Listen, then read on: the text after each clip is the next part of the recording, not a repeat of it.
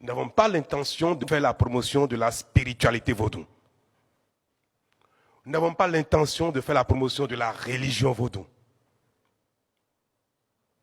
Mais nous devons reconnaître que nous avons une histoire, nous avons une origine. Nous venons de quelque part. Nous entendons souvent les Européens dire que l'Europe occidentale est de culture judéo-chrétienne. Pourtant, tous les pays d'Europe sont laïcs. Et ils revendiquent leur histoire, leur culture, qui provient de l'activité spirituelle de leurs aïeuls. Convient de rappeler que les communautés humaines, quelle que soit l'époque et quelle que soit la région, ont développé l'expression culturelle artistique à partir des besoins spirituels. Que ce soit en Asie, en Europe, en Amérique, quelle que soit l'époque, quand l'homme a créé Dieu, excusez-moi le terme, quand l'homme a créé les dieux, quand l'homme a créé sa pratique spirituelle, a trouvé nécessaire de donner une explication à ces mystères, donc a découvert le surnaturel, a découvert Dieu. Les hommes ont eu besoin d'honorer Dieu, d'honorer leur divinité. Et c'est par là que sont nées la plupart des expressions culturelles artistiques. Il faut le savoir. Et il faut avoir le courage de dire, mais nous provenons d'où? Si l'Europe est de culture judéo-chrétienne, si l'Orient aujourd'hui se réclame d'une culture islamique, l'Afrique est de quelle culture? Nos parents étaient des païens, nos aïeuls étaient des païens.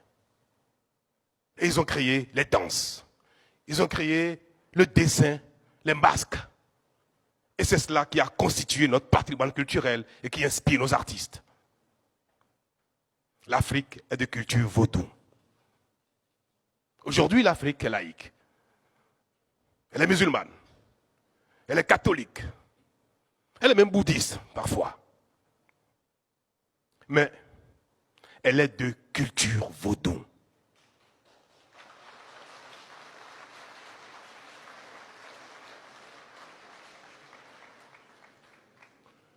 Nous allons commercialiser nos valeurs culturelles. Nous allons révéler au monde ce patrimoine si riche, si intense, si beau. Et le monde aura du plaisir à le découvrir. Allez s'asseoir dans une arène pour regarder les Galédés danser n'a rien de spirituel. Ce n'est pas une adhésion à la spiritualité vaudou. Combien de fois les touristes vont visiter la mosquée de Casa parce que c'est une œuvre architecturale extraordinaire. Combien les touristes vont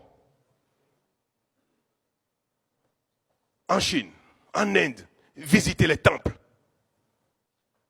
Pourtant, ils ne sont pas bouddhistes. Il y a un pays très touristique, Bali. Combien de millions de touristes sont déversés sur Bali, rien que pour la culture balinaise. À Bali, les plages ne sont pas extraordinaires, il n'y a pas grand-chose.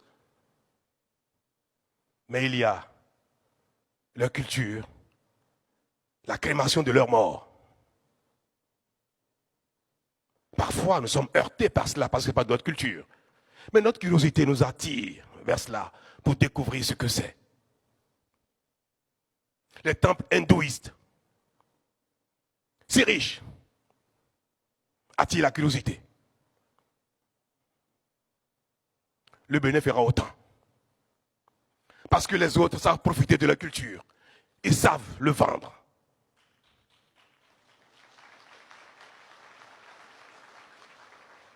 Les autres n'ont pas de complexe.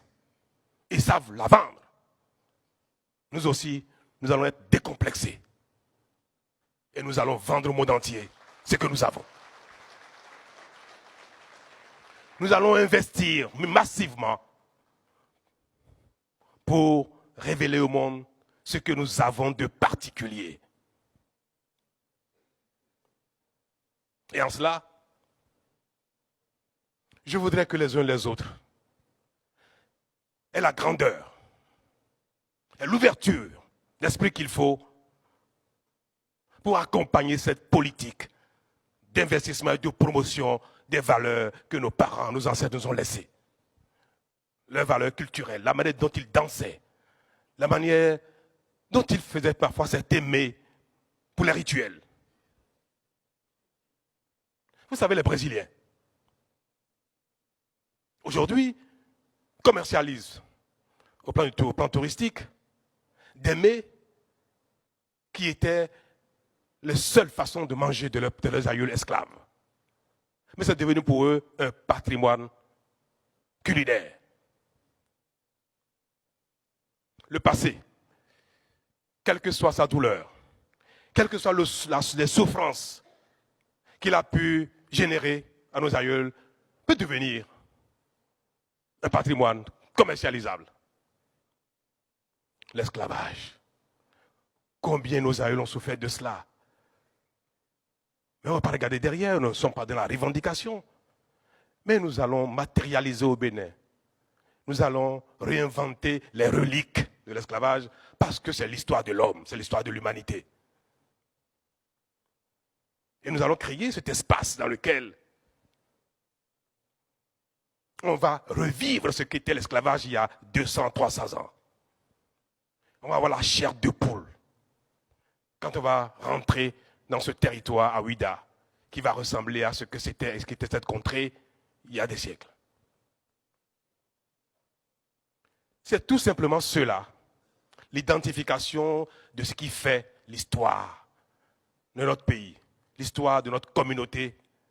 Et si nous sommes capables d'en faire un patrimoine, nous y gagnerons. Merci, je tenais à le préciser.